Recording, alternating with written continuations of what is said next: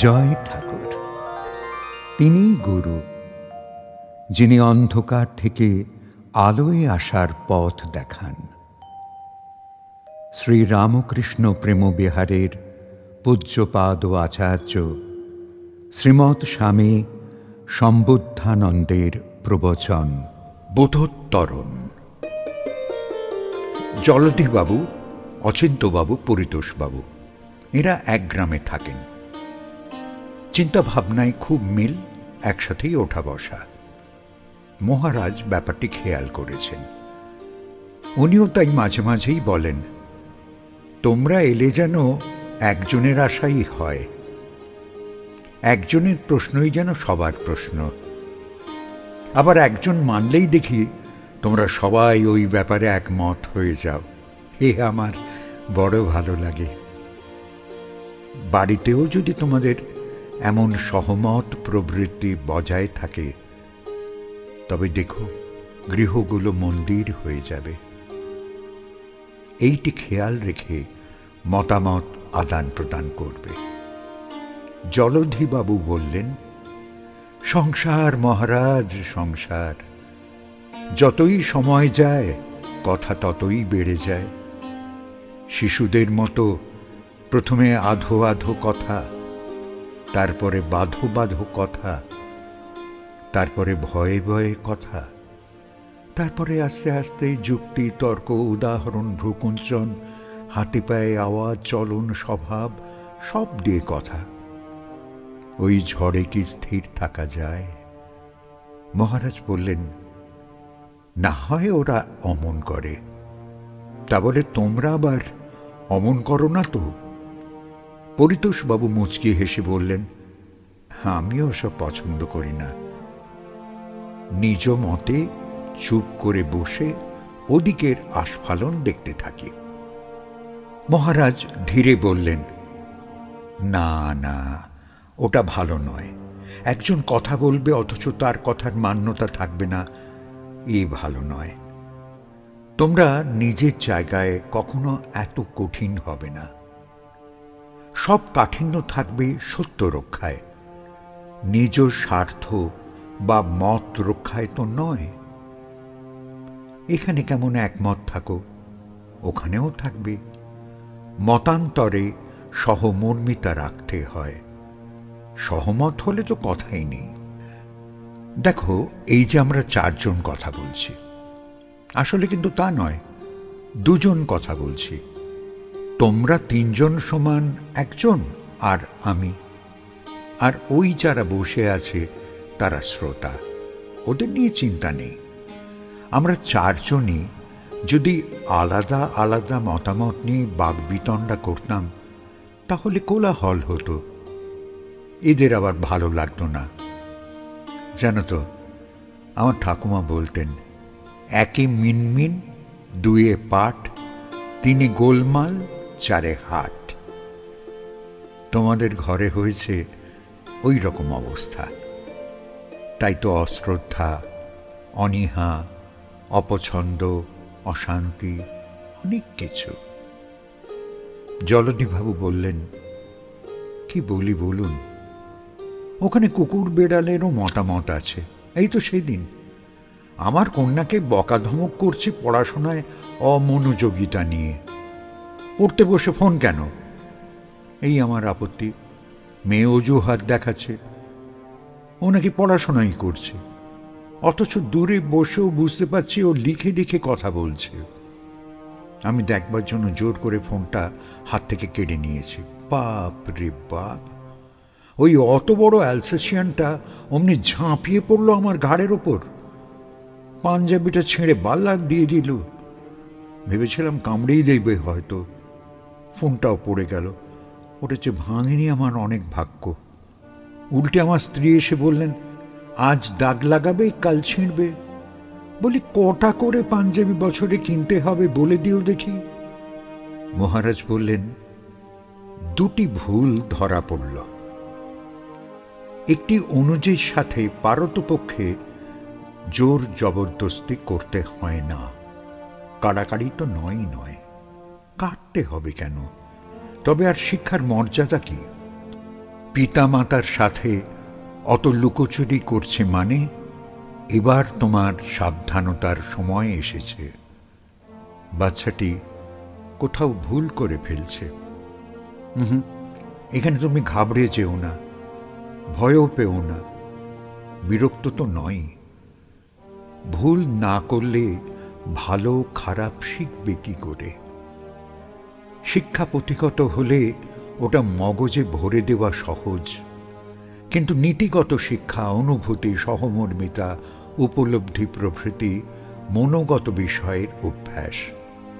ওটার শিক্ষক বাবা মাই, ওরাই সবার আগে। দ্বিতীয় ভুলটি আমি আন্দাজ করেছি মাত্র। তোমার গেঞ্জি, পায়জামা, পাঞ্জাবি, গামছা, শার্ট এসব বোধহয় গিন্নি ঠাকুরুনি কেনেন, নইলে ওর প্রশ্নের ধারা অমনটি হবে কেন? আমি তো জ্যোতিকাকে চিনি, বড্ড গোছানো গাছানো ভালো মেয়ে। ঘরে বাইরে সব সামলে উঠতে তো বড্ডই বেগ পেতে হয় তাহলে ওকে। জলধিবাবু বললেন, না না, ঠিক তা নয়। উনি প্রথম থেকেই অমন বাজার করতে ভালোবাসেন, তাই ওকে সব ছেড়ে দেওয়া আছে। মহারাজ বললেন, তখন ওর চাপ কম ছিল, বয়স কম ছিল, উত্তেজনা বেশি ছিল। দেখো এখন কত বয়স বেড়েছে, শরীরের জোরও কমছে। কিন্তু তোমরা রিটায়ার্ড লাইফে পড়লে ঘরের গিন্নিদের অবস্থাটা ভাবছো একবার? আচ্ছা, ওদের ভার লাঘব হবে কিভাবে? তাই বলি কি, পারো তো দায়িত্ব কিছু নাও, আর যদি না পারো একটু উদাস হয়েই থাকো, তা তো নয়। আরো হই হই, আরো হট্টগোল, বাপে মেয়েতে হাতাহাতি। না না, এই সব ভালো নয়। তুমি হলে গুরুজন, ঘরের গুরু, শুভ চিন্তক হও, নোংরা মন্দ বলো না।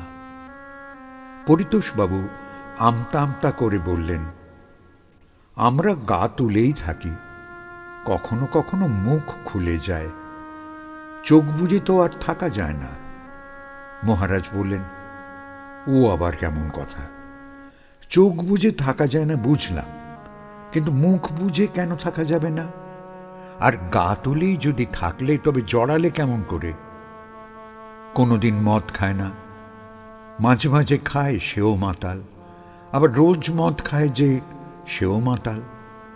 শোনো তবে, আমি একটা গল্প করি। জলধিবাবু বললেন, মহারাজ, আসলে অনেক কিছুই মনের মতো নয়, তবু মানিয়ে নি, সহ্য করিনি, তারপর একদিন ঠিক প্রকাশ হয়ে যায়। মহারাজ বললেন, দেখো বাবা, মেনে নেওয়া, মানিয়ে নেওয়া, এটা সীমা আছে, কিন্তু বুঝে নেওয়ার কোনো সীমা নেই। ওখানেই শুরু, ওখানেই শেষ। অবুঝের অশেষ দুঃখ। ঘটনাটা এবার তোমাদের বলি। জানো, তখন আমার বয়স খুবই কম, লোকের বাড়ি পড়িয়ে রোজগার করি, এক বাড়িতে থেকে নিজেকে চালাই। এদের ছেলেটি বড্ড মেধাবী, সপ্তম শ্রেণীতে পড়ে, আমার ছাত্র হল। ও আমায় বলতো, মাস্টারমশাই, আপনি যেন ইংরেজিতে কথা বলতে যাবেন না কোথাও, আপনার বাংলা মিডিয়ামে পড়া তো, তাই আবার আপনি বাংলাদেশের মানুষ, উচ্চারণ একেবারেই আলাদা। আমি এইসব কথায় খুব আমোদ পেতাম, উপভোগও করতাম। ছেলেটার মা খুব সরলা, বিদুষী, ভক্তিমতী, আচরণ প্রিয়, নিষ্ঠাবতী। ওই নিয়ে মাঝে মাঝেই স্বামীর সাথে দ্বিমত হতো। অনেক সময় আমাকেও মাঝখানে পড়তে হয়েছে। কর্তার মত, ঘর কন্যা সবার আগে, ঠাকুর ঠুকুর পরে। আমিও তো চাকরি করছি, তোমাদের দেখাশোনা করছি, ভালোবাসছি, আবার ঠাকুরের কাছে গিয়েও বসছি। তাই বলে সারাদিন ওই নিয়ে কি রয়েছে? ভগবান সব বোঝেন। স্ত্রী মৃদু হেসে উত্তর দিতেন, যদি সারাদিন সত্যি সত্যি কেউ ঠাকুর ঘর নিয়ে থাকে, তবে তার সংসার চলে কি করে? রান্নাবান্না, ঘরকন্যা, অতিথি অভ্যাগত কে দেখাশোনা করে? তবে কি বেলায় অবসরে তার কাছে গিয়ে বসতে ইচ্ছা করে, দুটো কথা কইতে ইচ্ছা করে? ওইতে যদি কারো মন শান্ত থাকে তবে আপত্তিটা কোথায়? কর্তার মত ওইটাই বাড়াবাড়ি। খাওয়া নাওয়া, একটু বিশ্রাম, একটু নিজের মতো এটা ওটা করা, ওসব করলেই তো হয়, ওই তো ভালো। ওদের ভিন্ন মতটা মাঝে মাঝেই ঠাওর করা যেত। একদিন বাড়ি গিয়ে দেখলাম ছেলেটার জ্বর। নয়নের মণি দুজনেই ব্যস্ত হয়ে পড়লেন।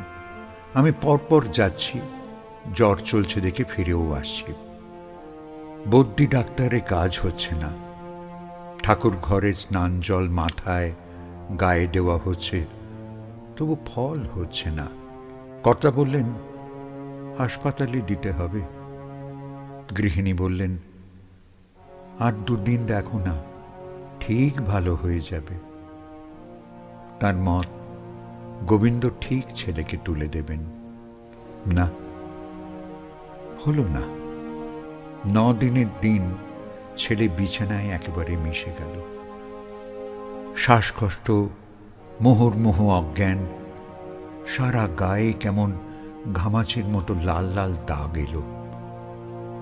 এবার গিন্নিমা হাসপাতালে দেওয়ার জন্য অনুরোধ করতে লাগলেন। ডাক্তার জরুরি ভিত্তিতে হাসপাতালে ভর্তি হতে নির্দেশ দিলেন। কর্তা বলতে লাগলেন, কেন, গোবিন্দের পা ধোয়া জল খাওয়াও, এখানেই ভালো হয়ে যাবে। এত খারাপ অবস্থা করে আমি নিয়ে যেতে পারবো না। স্ত্রী কর্তার হাতে পায়ে ধরে মিনতি করতে লাগলেন। হাসপাতালে ভর্তি করে এসে কর্তা স্ত্রীর থেকে প্রতিজ্ঞা নিলেন তিনি ঠাকুর ঘরে আর যাবেন না।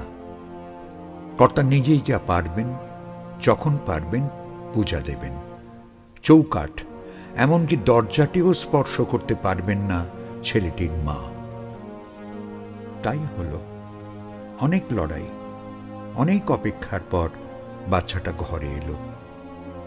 শুনেছিলাম তারপর থেকে গিন্নিমা আর কোনোদিন ঠাকুর ঘরের চৌকাঠ পার হননি। স্বামীর কথার অবাধ্যতায় যদি আরো ক্ষতি হয়, এই ছিল ওর বিচার। যতদিন ওদের বাড়িতে পড়াতে গেছি ততদিন আমিও অমনই দেখেছিলাম। গিন্নিমা দূরে বসে চোখের জল ফেলতেন, জপ করতেন। না, ওই নিয়ে অনুযোগও করেননি কখনো। ওরা আমায় খুব ভালোবাসতেন। কর্মসূত্রে একদিন বহু দূরে চলে গেছিলাম ওদের থেকে। অনেক বছর বাদে সন্ন্যাসীর বেশে ওদের বাড়ি গিয়েছিলাম। ছেলেটি খুব ভালো প্রতিষ্ঠিত হয়ে কেন্দ্রীয় সরকারি চাকরি করছে। পিতা অবসর পেয়েছেন, মা একই রয়েছেন যেন। মাথার কয়েক গোছা চুল পেকেছে এইটুকুই।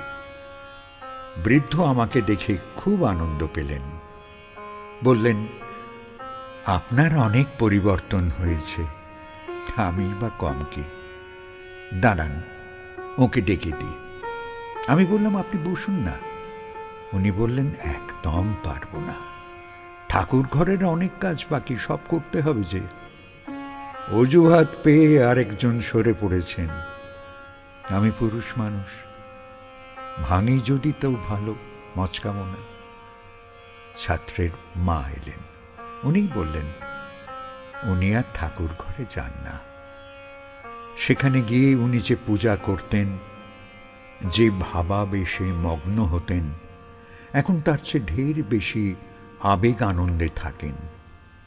বিরহ বাধা, এতে যে অনুরাগ, তা কোনো অংশে কম নয়, আকর্ষণ অনেক বেড়েছে। আমার স্বামীও কিভাবে যেন ওই নিয়ে মত্ত হয়ে গেছেন।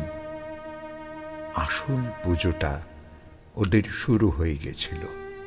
আমি ভাবছিলাম মহিলার ঐকান্তিকতা নিয়ে। ভাবছিলাম এইভাবেই বোধহয় বাইরের পুজো অন্তরে উঠে যায়। মহারাজ বলেছিলেন, আমি যখন ঠাকুর ঘরে প্রণাম সেরে গৃহ ছেড়ে বেরিয়ে আসছিলাম, তখন ছাত্রটির মা মুখে আঁচল চাপা দিয়ে কাঁদছিলেন। ঠাকুর ঘরে যাননি। ছাত্রটির মা আমাকে বলেছিলেন, বাবা, ছেলের অসুখটা ছিল আমাদের একটা শিক্ষা।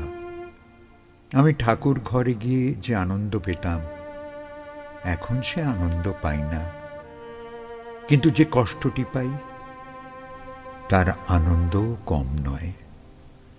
যত বিরহ তত আনন্দ। কাঁদি ঠিকই, তবে ও আর এক সুখ।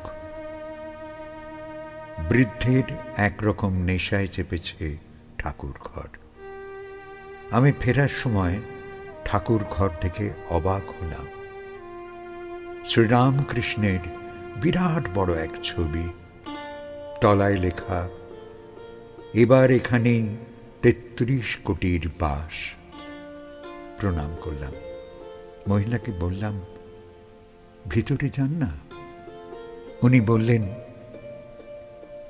এখনই তো বেশি ভিতরে যাই, আগে তো বাইরে বাইরে ছিলাম, এখন ভিতরে, বলে ডুকরে কেঁদে ফেললেন।